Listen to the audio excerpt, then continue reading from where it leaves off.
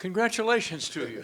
Thank you very much. It's been a whirlwind and a pleasant surprise. You've got a bigger smile on than you do now. We were very forlorn on our last visit. Now it seems like ecstasy. Yeah, we've gotten a little bit of a reprieve from an anonymous donor. Certainly a wonderful situation. We can't, of course, we're far from where we were and the size and scope of our activities because the gift is, it's a lot of money, but relative to how we were operating, it's modest, but we'll take anything and it keeps us going. So what will you be able to continue doing, and what will you not be able to continue? Yeah, we were operating, folks had pulled us into 30 countries, 240 locations.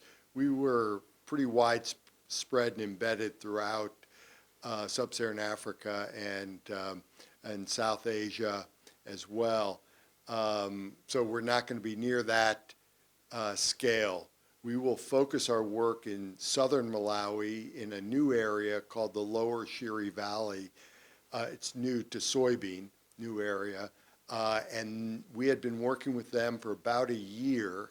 The industry down there wanted to diversify into soybean. The processors wanted to become larger buyers of soybean, potentially importers of soybean. So it was a pretty dynamic space. The World Bank had invested in irrigation build out there. So it's a pretty exciting place to bring soybean to and a great opportunity for the potential U.S. market, but also for the country of Malawi. Is there anything else that will be added in this next generation of 2.0 for Soybean Innovation Lab?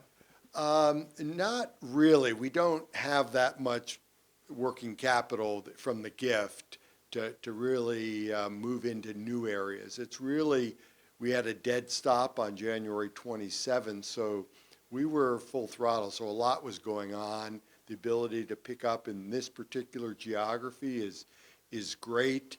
And the industry there wanted what's called a soy tour, kind of like a farm progress show kind of event for the soybean industry, for investors, for exporters, for importers, growers, full circus. And that will take place there. And the gift will allow us to convene that in August. Did you personally know who provided the gift? I don't personally know them, but I do know the company, research the company, because obviously when someone reaches out, you want to know who they are and do some due diligence. So I did all that and had some other folks check on them. And it's just a European company that had heard our story. They have a significant commitment to philanthropy, and they also have a commitment in part to Africa. So certainly the Africa component caught their eye. Now, you've got approximately a year then worth of funding to do something. What will you be doing in this next 12 months? In the next 12 months, we'll be implementing a seed and soybean roadmap that we had provided the industry. They had asked for it. We had provided it. Guidance on how you go from essentially 0 to 60 on soybean. So it involves working with the processor food and feed manufacturing sector, which is significant in southern Malawi, working with the seed industry in southern Malawi because the varieties there are different, because the agroecology is different, and then working with the nucleus farms and cooperatives who have lots of outgrowers on producing soybean. We'll also be bringing a new technology called the Easy Reaper. This is a U.S. company that's looking to license technology into Africa, and this is a pull-behind combine that they've developed and will license. We had demonstrated that technology at the World Food Prize event in Des Moines in October,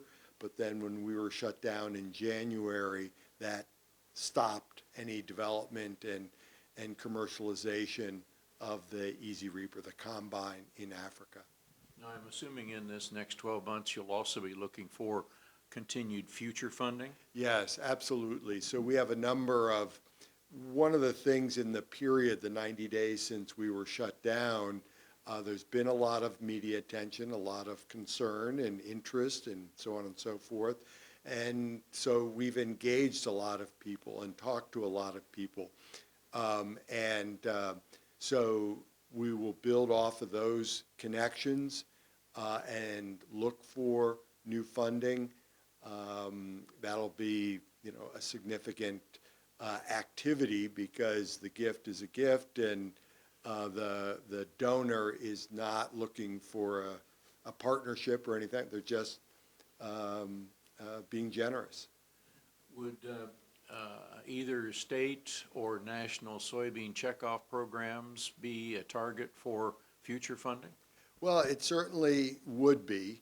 I need to help make a strong case of the argument that we've made since 2013 about Africa being the next market for U.S. growers. It is, starting from a very low base.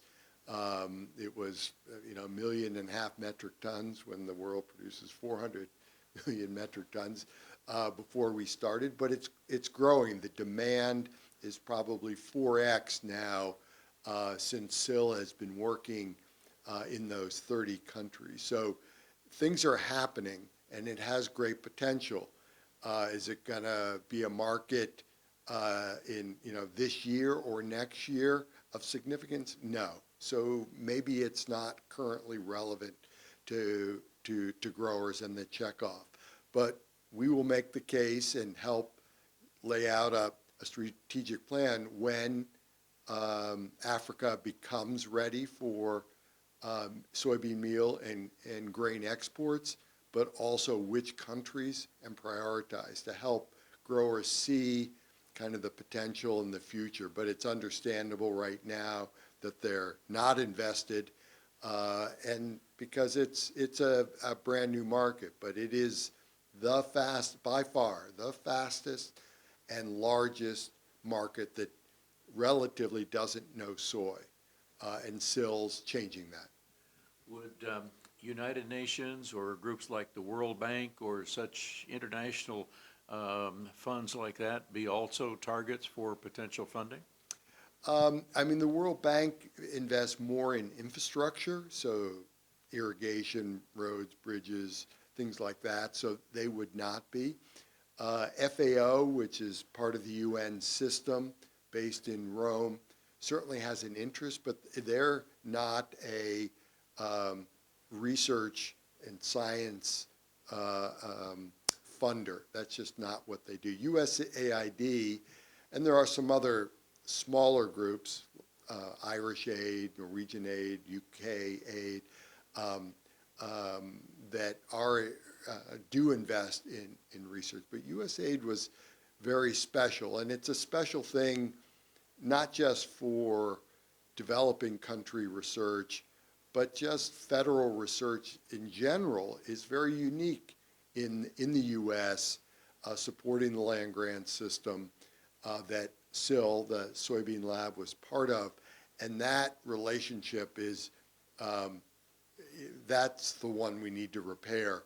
And because the research is put to very good use, as we know through the history of ag research supporting U.S. ag technologies and development, and the federal government plays a huge role in that.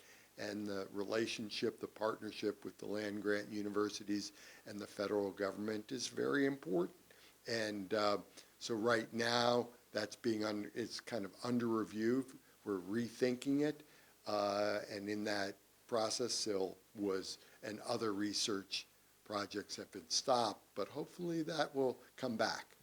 Do you think there's a chance within this current administration that there may be funding restored or some funding obtained? Yeah, that I wouldn't know. I mean, this is a complex topic, and we appreciate the challenges of figuring out kind of what's wheat and what's chaff and what you invest in and why you invest in things. Clearly, for the Soybean Innovation Lab, it's a pretty straightforward case of developing a new market that U.S. growers and U.S. agribusiness that has comparative advantage, meaning when markets grow, they grow, the U.S. industry grows as well. And so that's different. It's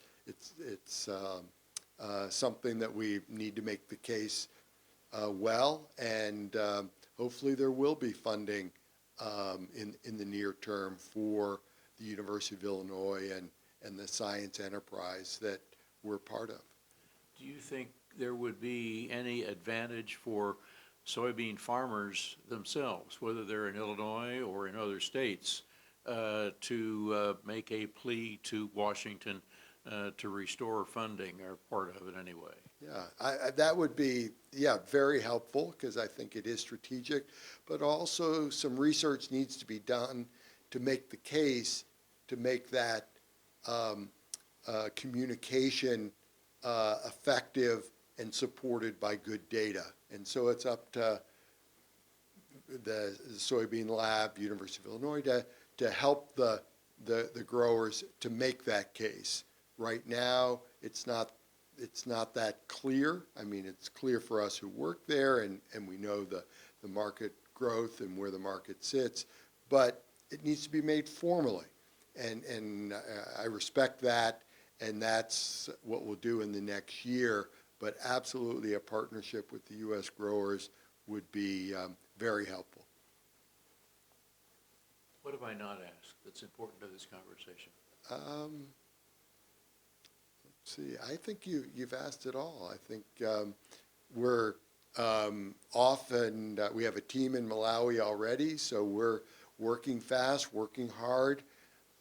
We take this very seriously. We were able to hire folks back. Many of people have followed the story and the layoffs that occurred, so we're able to bring a few people back, and that's wonderful, because the job market, it was, it's difficult, and if anyone's been without a job, it's miserable, and so that's very good news. So the team is very excited. We're off working, and hopefully you'll be back in 6 months, and we'll have more good news to share with you.